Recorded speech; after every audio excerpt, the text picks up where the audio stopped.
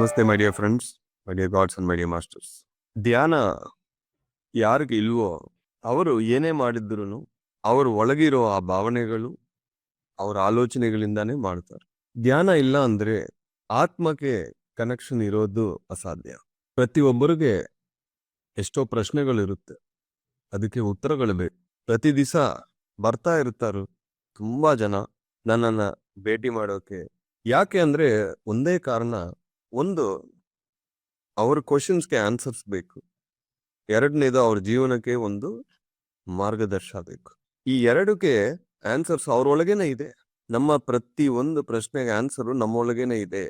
ಆದ್ರೆ ಬರೀ ಮನಸ್ಸಿಂದ ನೋಡಿದ್ರೆ, ಭಾವನೆಗಳಿಂದ ನೋಡಿದ್ರೆ, ಹೊರಗೆ ನೋಡಿದ್ರೆ ಅದು ನಮಗೆ ಸಿಗಲ್ಲ. ಎಲ್ಲಿ ಹುಡುಕ್ಬೇಕು? ನಮ್ಮೊಳಗೆ ಆನ್ಸರ್ಸ್ ಇದ್ರೆ ಅದು ಎಲ್ಲಿ ಹುಡುಕ್ಬೇಕು ಅಂದ್ರೆ ನಮ್ಮ ಒಳಗೆ ಹುಡುಕ್ಬೇಕು. ಒಳಗಿಂದ ಒಂದು ಕ್ವಶನ್ ಬರ್ತಾ ಇದೆ ಅಂದ್ರೆ ಆನ್ಸರ್ನು ಒಳಗೆ ಇದೆ. ಮಸ್ಟ್ ನಮ್ಮ ಒಳಗೆ ನಾವು ಹೋಗ್ಬೇಕು ಅಂದ್ರೆ ಮನಸ್ಸನ್ನು ದಾಟಬೇಕು. ನನಗೆ ಚಿಕ್ಕ ವಯಸ್ಸಿಂದ ಏನೇ ಓದಿದ್ರು ಬೆಳಗ್ಗೆ ಎದ್ದಿನ ತಕ್ಷಣ ಎಲ್ಲ ಮತ್ತೋಗುತ್ತೆ. ಯಾರು ನನ್ನ ಏನೋ ಟ್ರಬಲ್ ಕೊಟ್ರು, ಏನೇ ಮಾತಾಡಿದ್ರು ಮಲ್ಕೊಂಡು ಬೆಳಗ್ಗೆ ಎದ್ದಿನ ತಕ್ಷಣ ಎಲ್ಲ ಮತ್ತೋಗುತ್ತೆ. ಎಷ್ಟೋ ಜನ ಕೇಳ್ತಾರು, ಅವ್ರು ನಿನ್ನೆ ಆ ತರ ಮಾತಾಡಿದ್ರು, ಈ ತರ ಮಾತಾಡಿದ್ರು, ನಿನ್ಗೆ ಏನ್ ನೆನಪಿಲ್ವಾ ಅಂದ್ರೆ, ಏನೋ ಯಾವಾಗ್ನೂ ಆಯ್ತು ಅಂತ ನೆನಪಿದೆ, ಬಟ್ ಇವಾಗ ಇಲ್ಲ ಅಂದ್ರೆ ಹೆಂಗ್ ಬದುಕ್ತಿವಿ ಅಂತ ಕೇಳ್ತೀವಿ. ನಾಳೆ ಎಕ್ಸಾಮ್ ಇದೆ ಅಂದ್ರೆ ಇವಾಗ ಎಲ್ಲ ಚೆನ್ನಾಗಿ ಓದ್ತೀನಿ, ಬೆಳಗ್ಗೆ ಎದ್ದಿನ ತಕ್ಷಣ ಎಂಟಿ ಆಗ್ಬಿಡುತ್ತೆ ಮೈಂಡ್. ಮತ್ತೆ ಎಲ್ಲ ರಿವೈಸ್ ಮಾಡ್ಬೇಕು ಬೆಳಗ್ಗೆ, ಇಲ್ಲ ಅಂದ್ರೆ ಎಕ್ಸಾಮು ಬಜಗೋವಿಂದ. ಇದು ದೊಡ್ಡ ಪ್ರಾಬ್ಲಮ್ ಅಂತ ನನ್ನ ಟೀಚರ್ಸು, ಪ್ಯಾರೆಂಟ್ಸು, ಸೊಸೈಟಿ ನನ್ಗೆ ಯಾವಾಗ್ಲೂ ಹೇಳ್ತಾ ಬಂದ್ರು. ಚೆನ್ನಾಗಿ ಓದ್ತಾನೋ, ಚೆನ್ನಾಗಿ ಎಲ್ಲ ನೆನಪಿರುತ್ತೆ, ಬಟ್ ಏನಾಗುತ್ತೆ ಎಲ್ಲ ಮೆಮೊರಿ ರಿಫ್ರೆಶ್ ಆಗ್ಬಿಡುತ್ತೆ ಬೆಳಗ್ಗೆ ಅಂತ. ಇದು ಪ್ರಾಬ್ಲಮ್ ಅಂತ ಅನ್ಕೊಂಡು ಏನ್ ಮಾಡ್ಬೇಕು ಅಂತ ನನಗೂ ಗೊತ್ತಾಗಿಲ್ಲ. ಆಧ್ಯಾತ್ಮಿಕ ಪ್ರಪಂಚಕ್ಕೆ ಬಂದ್ರೆ ಇದು ಪ್ರಾಬ್ಲಮ್ ಅಲ್ಲ, ಇದು ದೊಡ್ಡ ಗಿಫ್ಟ್ ಅಂತ ಅವಾಗ ಅರ್ಥ ಆಯ್ತು. ಯಾರ ಬಗ್ಗೆ ತಲೆಯಲ್ಲಿ ಯಾವ್ದೂ ಇರಲ್ಲ. ನಿನ್ನೆ ಅನ್ನೋದು ನನ್ಗೆ ಹಿಂದಿನ ಜನ್ಮ ಯಾವ್ದು ಇರಲ್ಲ, ಫ್ರೆಶ್ ಮೆಮೊರಿ ಇರುತ್ತೆ. ಎಷ್ಟೋ ಜನ ನನ್ನ ಹತ್ರ ಬರ್ತಾರೋ ಅವ್ರ ಹೆಸರುಗಳಿಗೆ ನನ್ನ ನೆನಪಿರಲ್ಲ. ಯಾಕಂದ್ರೆ ಎವ್ರಿ ಡೇ ಈ ಮೆಮೊರಿ ರಿಫ್ರೆಶ್ ಆಗ್ಬಿಡುತ್ತೆ, ಝೀರೋ ಆಗ್ಬಿಡುತ್ತೆ. ಇದು ನನ್ನ ದೊಡ್ಡ ವರ. ಆದ್ರೆ ಈ ಮೈಂಡ್ ಯೂಸ್ ಮಾಡೋದು ನನಗೆ ಗೊತ್ತಿಲ್ಲ. ಮೈಂಡ್ ಇಂದ, ಈ ಲಾಜಿಕಲ್ ಮೈಂಡ್ ನನಗೆ ಯೂಸ್ ಮಾಡೋದು ಗೊತ್ತಿಲ್ಲ. ಬಟ್ ಸೋಲ್ ಇಂದ ಇಂಟ್ಯೂಷನ್ಸ್ ನನಗೆ ಯಾವಾಗ್ಲೂ ಬರ್ತಾ ಇರುತ್ತದೆ, ಏನ್ ಮಾಡ್ಬೇಕು ಮಾಡಬಾರದು. 20 ವರ್ಷ ಅತ್ರಿಜಿಯವ್ರ ಜೊತೆ ನಾನು ಓಡಾಡಿದ್ದೀನಿ. ಒಂದು ಸತಿನೂ ಅವ್ರು ನನ್ನ ಹೊಡೆದಿಲ್ಲ, ಒಂದು ಸತಿನೂ ನನ್ನ ಬೈದಿಲ್ಲ. ಯಾವಾಗ್ಲೂ ಹೇಳ್ತಾರೆ, you are a perfect master, you are always looking for perfection ಅಂತಾರೆ.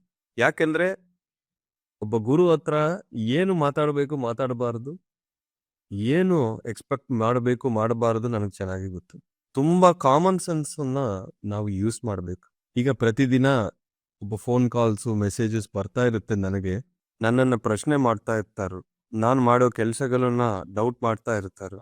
ಒಂದೇ ಮಾತು ಹೇಳ್ತೀನಿ, ನೀ ಯಾರಾದ್ರೂ ಓಕೆ, ನಿಮ್ಗೆ ಇದ್ರೆ 100% ಇರ್ಬೇಕು, ಇಲ್ಲಾಂದ್ರೆ ಹೋಗ್ಬೇಕು. ಅರ್ಧ ಇತ್ಕೊಂಡು ನಾವಿದ್ರೆ ಅದು ಯಾರಿಗೂ ಉಪಯೋಗ ಇಲ್ಲ. ಹಾಫ್ ಮೈಂಡ್ ಇಂದ ನಿಮ್ಗೆ ಏನು ಬರಲ್ಲ. ಒಂದು ಕ್ವಶನ್ ಇದ್ರೆ ಕೇಳ್ಬೇಕು, ನಿಮ್ಮ ಒಪಿನಿಯನ್ ಹೇಳಿದ್ರೆ ಯಾರು ನಿಮ್ಗೆ ಆನ್ಸರ್ ಕೊಡಲ್ಲ. ಮಸ್ಟ್ ಏನೋ ಡೌಟ್ ಇದ್ರೆ ನಾವು ಹೋಗಿ ಒಬ್ಬ ಗುರು ಆಗ್ಲಿ, ಮಾಸ್ಟರ್ ಆಗ್ಲಿ, ಮೆಡಿಟೇಟರ್ ಆಗ್ಲಿ ಕೇಳ್ಬೇಕು. ಈ ತರ ಇದೆ ನನ್ನ ಮೈಂಡ್ ಅಲ್ಲಿ, ಇದು ಕರೆಕ್ಟಾ ರಾಂಗ, ಅವಾಗ ನಿಮಗೆ ಆನ್ಸರ್ ಸಿಗುತ್ತೆ. ಆಲ್ರೆಡಿ ನೀವು ಮೈಂಡ್ ಅಲ್ಲಿ ಫಿಕ್ಸ್ ಮಾಡ್ಕೊಂಡಿದ್ರೆ ನಿಮಗೆ ಆನ್ಸರ್ ಸಿಗಲ್ಲ. You are only in the emotional plane. ಒಬ್ಬರು ಮಾಡೋ ಕೆಲ್ಸನ ಬೇರೆ ಒಬ್ಬರು ಜಡ್ಜ್ ಮಾಡೋದಿಲ್ಲ.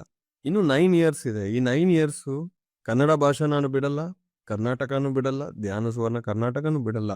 ಎಷ್ಟೇ ಕಷ್ಟ ಬರ್ಲಿ, ಯಾರು ಏನೇ ಮಾತಾಡ್ಲಿ, I will not give up. ಬಿಡ್ಬೇಕು ಅಂದ್ರೆ ಈ 20 ವರ್ಷ ಎಷ್ಟೋ ಒಂದು ಸಿಚುವೇಶನ್ಸ್ ಬಂದಿದೆ, ಅವಾಗೇ ನಾನು ಬಿಟ್ಟಿಲ್ಲ. ಒಂದು ವಿಷಯ ನಾನು ತಗೊಂಡು 20 ವರ್ಷ ಇರಬೇಕು ಅಂದ್ರೆ ಅದು ಅಸಮಸ್ಯೆ ಅಲ್ಲ. ಯಾಕೆ ಅಂದ್ರೆ ಇದು ನನ್ನ ಪರ್ಪಸ್. ನಾನು ನನ್ನ ಪರ್ಪಸ್ ಅಲೈನ್ ಮಾಡಿದ್ದೀನಿ. ಚಿಕ್ಕ ವಯಸ್ಸಿಂದ ಸಂಗೀತ ಅಂದ್ರೆ ನನಗೆ ತುಂಬಾ ಇಷ್ಟ, ಕಂಪ್ಯೂಟರ್ಸ್ ಅಂದ್ರೆ ತುಂಬಾ ಇಷ್ಟ, ಟೆಕ್ನಾಲಜಿ ಅಂದ್ರೆ. ಇವಾಗ ಧ್ಯಾನ ನನ್ನ ಪರ್ಪಸ್ಸು. ಈ ಧ್ಯಾನಕ್ಕೆ ಟೆಕ್ನಾಲಜಿ, ಮ್ಯೂಸಿಕ್ ಎರಡು ನಾನು ಆಡ್ ಮಾಡ್ತಾ ಇದ್ದೀನಿ. ಅಂದ್ರೆ ನನ್ನ ಇಷ್ಟ, ಪರ್ಪಸ್ ಎಲ್ಲಾನು ಈ ಪಾತಲ್ಲಿ ಇದೆ. ಒಂದೇ ಒಂದು ಯಿಂಗ್ ಯಾಂಗ್ ಚಾಲೆಂಜ್ ಇಂದ ಎಷ್ಟು ಬದಲಾವಣೆ ಬಂದಿದೆ ಅನ್ನೋದು ನನಗ್ ಗೊತ್ತು, ಜನಕ್ಕೆ ಗೊತ್ತು. ಬುಕ್ಸ್ ಅನ್ನೋದು ಓದಲ್ಲ, ಇವಾಗ ಎಲ್ಲರೂ ಓದ್ತಾ ಇದ್ದಾರೆ. ಅನುಭವಗಳು ಬರೆಯಲ್ಲ, ಇವಾಗ ಎಲ್ಲರೂ ಬರೀತಾ ಇದ್ದಾರೆ. ಗಾರ್ಲಿಕ್ ಸ್ಟಾಪ್ ಮಾಡಲ್ಲ, ಇವಾಗ ಎಲ್ಲರೂ ಗಾರ್ಲಿಕ್ ಸ್ಟಾಪ್ ಮಾಡ್ತಾ ಇದ್ದಾರೆ. ಮುಖ್ಯವಾಗಿ ಗಾಸಿಪ್ಸ್ ಅನ್ನೋದು ಸ್ಟಾಪ್ ಮಾಡ್ಬಿಟ್ಟು ಜಸ್ಟ್ ಝೂಮ್ ಆನ್ ಮಾಡ್ಕೊಂಡು ಏನೋ ಸೆಷನ್ಸ್ ಕೇಳಿದ್ರೆ ಸಾಕು ಅಂತ ಇರೋ ಜನ ಇವಾಗ ಸೆಷನ್ಸ್ ಕೊಡೋಕೆ ಶುರು ಮಾಡಿದ್ರು. ಅದು ಕೊಟ್ಟಿದ ಮೇಲೆ ಅದು ಏನು, ಅದನ್ನ ಎನರ್ಜಿ ಏನು ಅರ್ಥ ಆಗ್ತಾ ಇದೆ. ರಿಯಲ್ ಮಾಸ್ಟರ್ಸ್ ರೆಡಿ ಆಗ್ತಾ ಇದ್ದಾರೆ. ಈಗ ನೆಕ್ಸ್ಟ್ ಇಂಗ್ಯಾಂಗ್ ಚಾಲೆಂಜ್ ಇಂದ ಪ್ರತಿಯೊಬ್ಬರು ಸಂಗೀತ ಕಲಿಬೇಕು. ಇಲ್ಲ ಅಂದ್ರೆ ನಿಮ್ಗೆ ಏನ್ ಸಂಗೀತ ಗೊತ್ತೋ ಪ್ರತಿ ದಿವಸ ಪ್ರಾಕ್ಟೀಸ್ ಮಾಡ್ಲೇಬೇಕು. ಅವಾಗ ನಿಮ್ಮ ಕ್ರಿಯೇಟಿವ್ ಸೈಡ್ ಡೆವಲಪ್ ಆಗುತ್ತದೆ, ಇಂಟ್ಯೂಷನ್ಸ್ ಬರುತ್ತೆ, ನಿಮ್ಮ ಪ್ರತಿ ಕ್ವಶನ್ಗೆ ನಿಮಗೆ ಆನ್ಸರ್ ಸಿಗುತ್ತೆ, ನಿಮಗೆ ಯಾರು ಬೇಡ. BA ಮಾಸ್ಟರ್ ಅಂತ ನಾವು ಹೇಳಿದ್ರೆ ಸಾಕಾಗಲ್ಲ, ಜೀವಿಸ್ಬೇಕು. ಸುಮಾರು ಒಂದು 700 ಮಾಸ್ಟರ್ಸ್ ಪಾರ್ಟಿಸಿಪೇಟ್ ಮಾಡಿದ್ರು ಇಂಗ್ಯಾಂಗ್ ಚಾಲೆಂಜ್ 3. ಇಂಗ್ಯಾಂಗ್ ಚಾಲೆಂಜ್ 4 1000 ಜನ ಪಾರ್ಟಿಸಿಪೇಟ್ ಮಾಡ್ತಾರೆ. ಜನ ಜಾಸ್ತಿ ಆಗ್ತಾ ಇದ್ದಾರೆ. ಪ್ರತಿಯೊಬ್ಬರು ಪ್ರತಿಯೊಂದು ಮಾಡೋದು, ನೋಟ್ ಮಾಡೋದು ಎಷ್ಟು ಕಷ್ಟ, ಲೀಡರ್ಸ್ಗೆ ಎಷ್ಟು ಕಷ್ಟ, ಎಷ್ಟು ಕೆಲಸ. ಹಂಗಾಗಿ ಇದೆಲ್ಲ ಟೆಕ್ನಾಲಜಿ ಒಳಗೆ ಹೋಗಿದ್ರೆ, ಅವರವ್ರದ್ದು ಅವರೇ ನೋಟ್ ಮಾಡ್ಕೊಂಡಿದ್ರೆ ಎಷ್ಟು ಈಸಿ ಆಗುತ್ತದೆ, ಎಷ್ಟು ಟ್ರ್ಯಾಕಿಂಗ್ಗೆ ಈಸಿ ಆಗುತ್ತದೆ. ಹಂಗಾಗಿ ಟೆಕ್ನಾಲಜಿನ ನಾನು ಇಂಪ್ಲಿಮೆಂಟ್ ಮಾಡ್ತಾ ಇದ್ದೀನಿ. ಮೊನ್ನೆ ಮ್ಯೂಸಿಕ್ ಫೆಸ್ಟ್ ಅಲ್ಲಿ ಪ್ರೇಮ್ನಾಥ್ ಸರ್ ಮೀಟ್ ಮಾಡಿ ಒಂದೇ ಮಾತು ಹೇಳಿದ್ರು, ಟೆಕ್ನಾಲಜಿನ ಹೆಂಗ್ ಯೂಸ್ ಮಾಡಬೇಕು ನಿಮ್ಮಿಂದ ಕಲಿಬೇಕು. ಝೂಮು, ವಾಟ್ಸಾಪ್ ಮಾತ್ರ ಅಲ್ಲ, ಫೇಸ್ಬುಕ್. ಈಗ ಪ್ರತಿ ದಿವಸ ಧ್ಯಾನ ಇಂಟ್ರೆಸ್ಟ್ ಇರೋರು 20-30 ಜನ ನನಗೆ ಮೆಸೇಜ್ ಮಾಡ್ತಾರೆ ಥ್ರೂ ಫೇಸ್ಬುಕ್. ಅವ್ರಿಗೆ ಏನು ಗೊತ್ತಿಲ್ಲ, ಅಯ್ಯಪ್ಪ ಗೊತ್ತಿಲ್ಲ, ಧ್ಯಾನ ಗೊತ್ತಿಲ್ಲ, ಬಟ್ ಧ್ಯಾನ ಮಾಡಬೇಕು ಅಂತ ಒಂದು ಆಸಕ್ತಿ ಇದೆ. ಅವ್ರಿಗೆ ಧ್ಯಾನ ಕಲಿತಾ ಇದೀವಿ ನಾವು. ಅದರಲ್ಲಿ ಎಷ್ಟೋ ಜನ ಇಲ್ಲಿ ಇದ್ದಾರೆ, ಈ ಸೆಷನ್ ಅಲ್ಲಿ ಇದ್ದಾರೆ. ಪ್ರತಿ ದಿವಸ ಎಲ್ಲಿ ಏನು ಬರಬೇಕು, ಯಾರನ್ನ ಹುಡುಕ್ಬೇಕು, ಏನ್ ಮಾಡಬೇಕು ಅನ್ನೋದು ಇಲ್ಲಿದೆ. ಅಂದ್ರೆ ಇಂಟ್ಯೂಷನ್, ನನ್ನ ಸೋಲ್ ಗೈಡೆನ್ಸ್ ನನಗೆ ಇದೆ. ಅದನ್ನ ನಾವು ಮಾಡ್ತಾ ಹೋಗ್ಬೇಕು. ಈ ಕಾಲಕ್ಕೆ ಏನ್ ಬೇಕೋ ಅದು ಬರ್ತಾ ಇರುತ್ತೆ. ಮೊನ್ನೆ ಒಂದು ಕನಸು ಬಂತು, ಮತ್ತೆ ಲಾಕ್ಡೌನ್ ಬರುತ್ತೆ ಅಂತ. ನನಗೆ ಅದ್ರ ಬಗ್ಗೆ ಚಿಂತೆ ಇಲ್ಲ, ಆಲೋಚನೆನೂ ಇಲ್ಲ. ಬಂದ್ರೆ ಒಳ್ಳೇದು, ಬಂದಿಲ್ಲ ಅಂದ್ರೂ ಒಳ್ಳೇದು. ಯಾಕೆಂದ್ರೆ ನಮ್ ಕೆಲಸ ಸ್ಟಾಪ್ ಆಗಲ್ಲ. ಮುಂದಿನ ಕಾಲದಲ್ಲಿ ಏನೇನಾಗುತ್ತೆ ಅನ್ನೋದು ಎಷ್ಟೋ ವಿಷನ್ಸ್ ನನಗಿದೆ. ಅದಕ್ಕೆ ನಾನು ಪ್ರತಿಯೊಬ್ಬರನ್ನು ತಯಾರು ಮಾಡ್ತಾ ಇದ್ದೀನಿ. ಈ ಒಂದು ಸಿಸ್ಟಮ್ಸ್ ಅನ್ನು ತಯಾರು ಮಾಡ್ತಾ ಇದ್ದೀನಿ. ಶ್ವಾಸದ ಮೇಲೆ ಗಮನ ಅನ್ನೋದು ಈ ಒಂದು ಟೆಕ್ನಾಲಜಿ, ಇದೊಂದು ಸಿಸ್ಟಮ್ ಅನ್ನ ಬುದ್ಧ ಪತ್ರಿಜಿ ಕೊಟ್ಟರು. ಅವ್ರು ಇಲ್ಲ ಅಂದ್ರೇನು ಅದು ಹೋಗ್ತಾ ಇದೆ ನೋಡಿ. ಯಾಕೆ? ಫ್ರೀಡಮು ಇದೆ, ಅದರಲ್ಲಿ ಸೈನ್ಸ್ ಇದೆ, ರಿಸಲ್ಟ್ ಇದೆ, ಟೆಕ್ನಾಲಜಿ ಇದೆ. ಎಷ್ಟೋ ಆರ್ಗನೈಸೇಷನ್ಸ್ ಆ ಗುರು ಹೋಗಿದ ತಕ್ಷಣ ಗಾನ್. ಈಗ ಎಷ್ಟೋ ಆರ್ಗನೈಸೇಷನ್ಸ್ ಇದೆ, ಆ ಗುರು ಅಂತವರು ತೀರೋಗಿದ್ರೆ, ಶರೀರನ ಬಿಟ್ರೆ ಆರ್ಗನೈಸೇಷನ್ಸ್ ಇರಲ್ಲ. ಒಂದೇ ಒಂದು PSS ಮಾತ್ರ ಇರುತ್ತೆ. Why? Because here everybody is masters. ನೀವೆಲ್ಲರೂ ಮಾಸ್ಟರ್ಸ್ ಅಂತ ಹೇಳಿರೋ ಒಂದೇ ಒಬ್ಬ ಮಾಸ್ಟರ್ ಪತ್ರಿಜಿ, ಬೇರೆ ಯಾರಿಲ್ಲ. ಅಷ್ಟೊಂದು ಫ್ರೀಡಮ್ ಕೊಟ್ಟರು, ಟೆಕ್ನಾಲಜಿಯನ್ನು ಕೊಟ್ಟರು. ಈ IT ಟೆಕ್ನಾಲಜಿಯನ್ನು, ಆಪ್ ಅನ್ನು ನಾನು ಯೂಸ್ ಮಾಡಿ ಇನ್ನೂ ಜಾಸ್ತಿ ಜನಕ್ಕೆ ಧ್ಯಾನ ಹೋಗೋಕೆ ನಾನು ಪ್ರಯತ್ನ ಮಾಡ್ತಾ ಇದ್ದೀನಿ. ಅದು ಯೂಸ್ ಮಾಡ್ಬೇಕು ಪ್ರತಿಯೊಬ್ಬರು ಅಂತ ನಾನು ಫೋರ್ಸ್ ಮಾಡ್ತಾ ಇಲ್ಲ. ನನ್ನ ಸೋಲ್ ನನಗೆ ಏನ್ ಇಂಟ್ಯೂಷನ್ ಕೊಡ್ತಾ ಇದೆಯೋ, ನನ್ನ ಗುರು ನನಗೆ ಕೊಟ್ಟಿರೋ ಆ ಒಂದು ಪ್ರಿನ್ಸಿಪಲ್ಸ್ ನಾನು ಯಾವಾಗ್ಲೂ ದಾಟಲ್ಲ. ಎಷ್ಟೋ ಜನಕ್ಕೆ ಒಪಿನಿಯನ್ಸ್ ಅನ್ನೋದು ಇರುತ್ತೆ.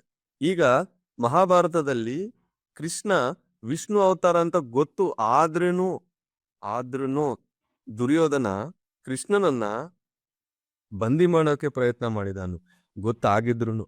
ಅವ್ರಿಗೆ ಅಂತ ಪರಿಸ್ಥಿತಿ. ಸೊ ಬೇರೆಯೊಬ್ಬರ ಒಪಿನಿಯನ್ಸ್ ಏನೇ ಇರ್ಲಿ, ಏನೇ ಬರ್ಲಿ, ನಾವು ಏನ್ ನೋಡ್ಕೋಬೇಕು ಅಂದ್ರೆ ನಾವು ಕರೆಕ್ಟ್ ಆಗಿದೀವ, ನಾವು ನಮ್ಮ ಪ್ರಿನ್ಸಿಪಲ್ಸ್ ಫಾಲೋ ಮಾಡ್ತಾ ಇದ್ ಮಾತ್ರ ನೋಡಿ ಹೋಗ್ಬೇಕು. ಅವ್ರ ಬಗ್ಗೆ ಏನು ಮನಸ್ಸೊಳಗೆ ಇಟ್ಕೋಬಾರದು. ಯಾಕೆ? ಇಟ್ಕೊಂಡಿದ್ರೆ ಅದು ನಮಗೆ ಕ್ಯಾನ್ಸರ್. ಯಾರ ಬಗ್ಗೆ ನೀವು ತಲೆಯಲ್ಲಿ ಏನೇ ಇಟ್ಕೊಂಡಿದ್ರು ಅದು ನಿಮ್ಗೆ ಕ್ಯಾನ್ಸರ್. ಇಲ್ಲ ಅಂದ್ರೆ ಬರುತ್ತೆ ಆನ್ಸರ್. ನಿಮ್ಗೆ ಕ್ಯಾನ್ಸರ್ ಬೇಕಾ, ಆನ್ಸರ್ ಬೇಕಾ? ಎರಡೇ. What do you want? ನನಗೆ ಆನ್ಸರ್ಸ್ ಬೇಕು, ನೆಕ್ಸ್ಟ್ ಏನ್ ಮಾಡ್ಬೇಕು. ಇವ್ರ ಬಗ್ಗೆ ಅವ್ರ ಬಗ್ಗೆ ಇಟ್ಕೊಂಡಿದ್ರೆ 100% ಗ್ಯಾರಂಟಿ ಬರೋದು ಕ್ಯಾನ್ಸರ್. ಎಷ್ಟು ಜನಕ್ಕೆ ಕ್ಯಾನ್ಸರ್ ಬೇಕು, ಎಷ್ಟು ಜನಕ್ಕೆ ಆನ್ಸರ್ ಬೇಕು, ಚಾಟ್ ಅಲ್ಲಿ ಹಾಕಿ. ಆನ್ಸರ್ ಯಾರಿಗ್ ಬೇಕು, ಚಾಟ್ ಅಲ್ಲಿ ಹಾಕಿ. ಆನ್ಸರ್ ಯಾರು ಬೇಕು, ಚಾಟ್ ಅಲ್ಲಿ ಹಾಕಿ. ಎಲ್ಲರೂ ಆನ್ಸರ್ಸೇ ಬೇಕಲ್ವಾ? ಆನ್ಸರ್ ಅನ್ನೋದು ಅದನ್ನು ಶಾರ್ಟ್ ಫಾರ್ಮ್ ಆಗಿದೆ. ಈಗ ನೋಡಿ, ಎಲ್ಲರಿಗೂ ಆನ್ಸರ್ಸೇ ಅಲ್ವಾ ಬೇಕು. ಆನ್ಸರ್ ಬೇಕು ಅಂದ್ರೆ ಯಾರ ಬಗ್ಗೆ ಏನು ಇಟ್ಕೋಬಾರದು. ಅವಾಗ ಇಂಟ್ಯೂಷನ್ ಡೆವಲಪ್ ಆಗುತ್ತದೆ. ಇಲ್ಲ ಅಂದ್ರೆ cancer guarantee. Thank you very much, my dear friends, my dear gods and my dear masters.